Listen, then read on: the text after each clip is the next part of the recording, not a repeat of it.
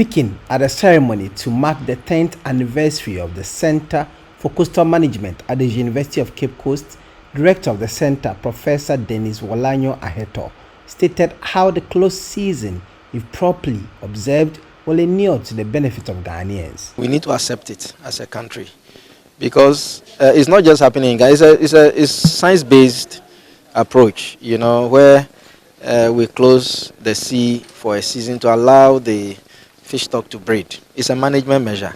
It's just one of the management measures. Of course, there are other measures, which includes closing the certain areas. It's not just closing the season. You may also decide to close certain areas or introduce quota systems, and many other approaches. So Ghana has decided to engage on the close season, which is fine for industrial and artisanal sector.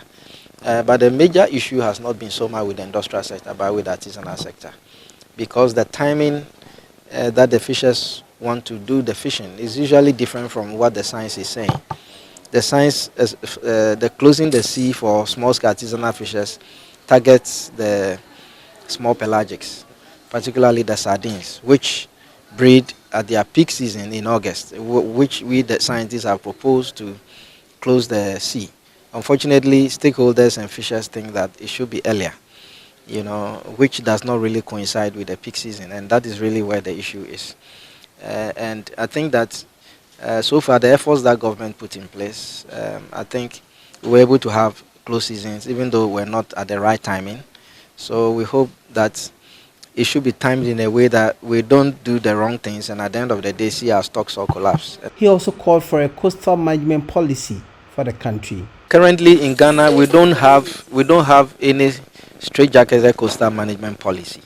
All the policies are hedged in different institutions. We need to have a coherent coastal management policy for the country, which will address in a concerted way issues to do with the blue economy, referring to all the economic sectors, not just fisheries, but also all the economic activities, salt production, energy, mining and all that around and within coastal areas, so that there's a strict jacketed policy, not hedged in the Ministry of Fisheries or Environment, but really a policy that speaks to how we manage our coast. And to date, we don't have anything like that. And I think you certainly need a policy with a legal backing that then feeds into a management process. And we don't have that.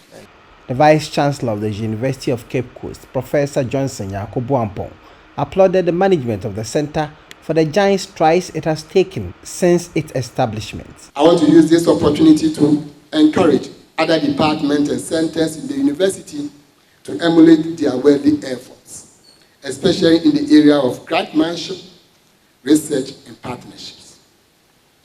Finally, I wish to urge members of the university community to fully support the centre and participate in the series of events lined up within the year for the celebration of the decade's achievements. The centre is on the verge of entering into partnership with the European Union through the EU Connexus, a strong partnership arrangement among 9 universities in Europe.